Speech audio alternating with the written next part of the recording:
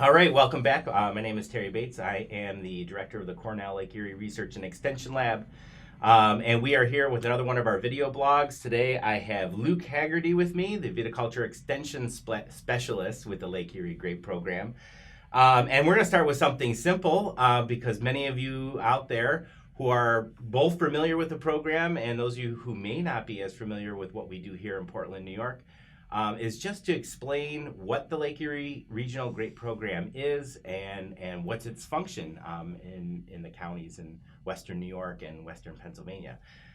So Luke, can you want to just give us a quick 30-second minute overview of what the Lake Erie Grape Program is and where does it fit within the the environment of Cornell University and Penn State? Well, I think what, like other extension programs do, I think what we really try to do here is use research information produced by people like you or other researchers and take that information and use it in multiple forms and get that type of information out to, in our case, the grape growers that we service, our members here. And try to put it out in multiple forms and whatever research is out there or whatever research that's in demand from the growers. So I know you work with a lot of the sensor technology stuff. We try to find ways to get that information out to growers and get them using that so that they can benefit from the science that we're finding is profitable or making them profitable. Other things like needs, where I think I'm getting a lot of questions on cover crops, has really taken, for an example, taken us to where we're doing research on cover crops in vineyards, and that's kind of more off of a grower demand. They're asking questions on what types of cover crops to plant, what are they going to do, and things like that. So in a nutshell, we're just taking research-based information and putting it into multiple forms so that growers and or people in the ag industry can use that information. So so it's the Lake Erie Regional Grape Program. Are you Cornell or are you Penn State or are you a county-based system? So what are you? The Lake Erie Regional Grape Program is a combination program between Cornell University and Penn State. So we're a regional team which covers 5 counties along Lake Erie, from Niagara County, New York, to Erie County, Pennsylvania. So we're a multi-state, multi-university program, which is unique in a lot of ways, but having 2 universities crossing state lines is fairly unique. You don't see that in a lot of other places.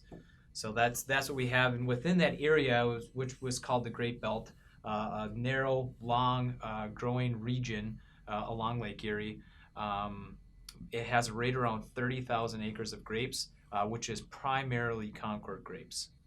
So people drive past this building here in Portland, New York that opened in 2009. And there's a combination of both research and extension personnel here. So can you just give a quick overview of like who's on the team and kind of what everyone's role is on the team? So we have an extension team that is made up of 5 people. So we have Kevin Martin, he's our business management person, and he's a Penn State employee. We have Tim Weigel, he's the team leader for the Lake Erie Regional Grape Program. He does IPM, for statewide IPM, Grape IPM. What's IPM? Integrative Pest Management for the state of New York. There's me, who I work with grape growers both in Pennsylvania and New York on cultural practices. And then we have Andy Musa, who's a Penn State employee who works with, similar to what I do with growers in Pennsylvania, but we kind of both shift across that state line. And how does that extension team interact with the research staff? Well, very well. So we have the 2 groups here. We have the research and extension, and sometimes I think it's hard to, identify, one is extension, one is research. I mean, we have our titles, but the team really works well together. I mean, when we have a research project, all hands on deck there. If we have an extension project, we need to collect data. So I think of the staff that supports the research end of things, we work well together, and we get a lot of that work done. We don't just work on grapes here, although that's our primary focus, and that primary focus would be Concord grapes, but we also have wine grapes that we look at here, and we have different experiments going on in some of those. We have hops, and some of the open land here is also used for like willow research and or vegetable production research. Great. All right, thanks, Luke, and thanks for joining us. And we'll be back next week with another question.